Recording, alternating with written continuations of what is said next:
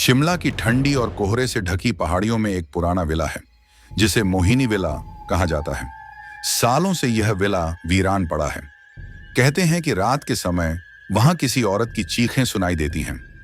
औरत जो सफेद साड़ी में बाल खुले करके बंगले की छत पर घूमती है। राहुल को मोहिनी विला पर एक लेख लिखने का टास्क मिलता है। वह नेहा के साथ विला पहुंचता है। जैसे ही वे विला के अंदर कदम रखते हैं, उन्हें अजीब सन्नाटा और ठंडी हवा का एहसास होता है। दीवारों पर खून के छींटे जैसे निशान और सीढ़ियों से आती अजीब आवाजें। नेहा को एक कमरे में एक बूढ़ी औरत दिखाई देती है, लेकिन राहुल को कुछ नजर नहीं आता। राहुल और नेहा डॉ मेहरा से मिलने जाते हैं। डॉक्टर मेहरा बताते हैं कि 50 साल पहले मोहिनी नाम की औरत इस विला में रहती थी, जो अपने पति के साथ खुश थी।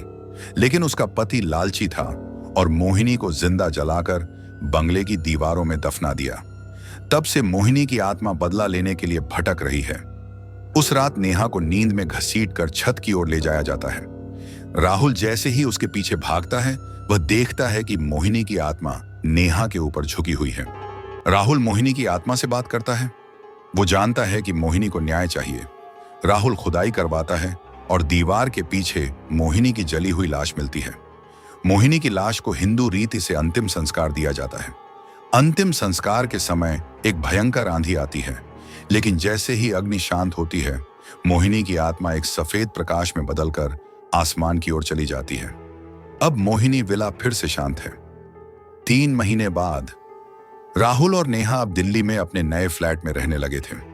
उन्होंने मोहिनी विला की कहानी पर एक डॉक्यूमेंट्री भी बनाई थी, जो बहुत मशहूर हो गई।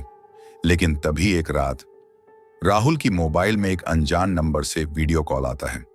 कॉल उठाते ही स्क्रीन पर दिखाई देता है मोहिनी विला और उस छत पर खड़ी एक औरत, सफेद साड़ी में, खुले बाल।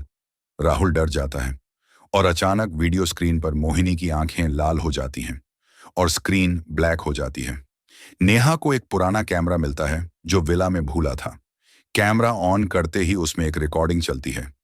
मोहिनी की आवाज, जिसने मेरी सच्चाई दुनिया को दिखाई, उसे मैं कभी तकलीफ नहीं दूंगी। लेकिन मेरे जैसे और भी हैं जो आज भी इंसाफ के इंतजार में हैं। राहुल को एक नया असाइनमेंट मिलता है, एक पुराने अस्पताल पर जो सालों से बंद पड़ा है। वहां भी कई रहस्यमयी मौतें हुई थीं। क्या यह मोहिनी का कोई संकेत है या किसी नई आत्मा की कहानी? नेहा उसे मना करती है जाने से, लेकिन राहुल अब डरने वालों में नहीं। वो तैयार है अगली आत्मा की सच्चाई जानने के लिए।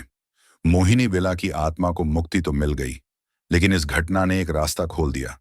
अब राहुल और नेहा की जिंदगी एक मिशन बन चुकी है, भटकती आत्माओं को सच्चाई और शांति दिलाना। राहुल अब एक नया नाम बन चुका है, भूतों का खोजी पत्रकार। उसके YouTube चैनल और ब्लॉग पर लाखों लोग उसकी कहानियां और रिकॉर्डिंग्स देखते हैं। लेकिन इस बार उसे जो केस मिला है वो सबसे खतरनाक है। स्थान पश्चिम बंगाल का एक पुराना राजमहल, जहां मृत आत्माओं के शिकार की घटनाएं हो रही हैं। नाम सुरंग वाला महल। राहुल उस महल की सुरंगों में जाता है जहां लोगों के गायब होने की खबर है। एक अंधेरी सुरंग में उसकी रिकॉर्डिंग डिवाइस अपने आप चालू हो जाती है और उसमें एक जानी पहचानी आवाज आती है, राहुल, मैंने तुझे चुना था। राहुल चौंक जाता है। ये मोहिनी की आवाज थी। क्या उसकी आत्मा वाकई मुक्त हुई थी? वो अचानक एक दीवार के पीछे मोमबत्तियों की रोशनी देखता है। वहां कई औरतें खड़ी हैं, सब सफेद साड़ी में, बाल खुले, आंखें सुर्ख लाल। राहुल को पता चलता है कि मोहिनी अकेली आत्मा नहीं थी। वो मोहिनी कुल की मुखिया थी, एक पुरानी औरतों की जमात जिन्हें धोखा देकर मारा गया था।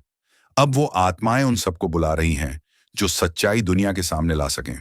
मोहिनी की आत्मा राहुल को एक आखिरी संदेश देती है, राहुल, हर आत्मा बुरी नहीं होती, लेकिन जब तक वो सुनी नहीं जाती, वो डर बन जाती है। अब राहुल की जिंदगी का मकसद है भटकती आत्माओं की कहानियां सब तक पहुंचाना। वो हर उस आत्मा की आवाज बन चुका है जिसे इस दुनिया ने अनदेखा किया। राहुल अब भारत के हर कोने से ऐसी जगहों के केस ले रहा है जहां आत्माओं की गतिविधियां दर्ज की गई हैं।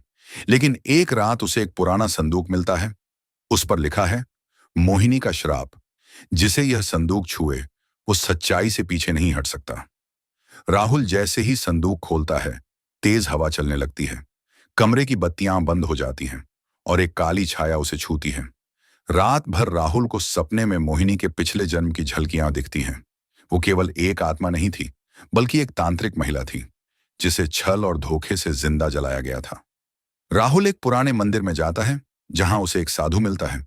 वो बताता है, मोहिनी अब तुझसे जुड़ गई है। वो तुझे अपने जैसे बनाना चाहती है, सच्चाई का शिकारी और आत्माओं का माध्यम। राहुल अब सपनों में उन आत्माओं से मिल रहा है जो कभी न्याय नहीं पा सकी। अब वो उनकी कहानियां सुनता है, रिकॉर्ड करता है और एक एक कर दुनिया के सामने लाता है। नेहा को एक दिन कॉल आता है। वो बंगला फिर से जिंदा हो गया है। मोहिनी विला में अजीब घटनाएं फिर से शुरू हो गई हैं, लेकिन इस बार वहां दिख रही है राहुल की परछाई। क्या राहुल खुद अब एक माध्यम बन गया है? क्या वो जिंदा भी है या आत्मा बन चुका है? कहानी अब एक मोड़ पर है। नेहा जब विला में पहुंचती है तो उसे सिर्फ एक रिकॉर्डर मिलता है, जिसमें राहुल की आवाज गूंज रही है। मैं अब शब्दों में नहीं, आत्माओं की कहानी में जिंदा हूं। मोहिनी सिर्फ एक नाम नहीं, एक आंदोलन है। अब हर आत्मा बोलेगी मेरी आवाज में। नेहा रोती है, लेकिन वो जानती है राहुल अब एक मिशन है जो कभी खत्म नहीं होगा।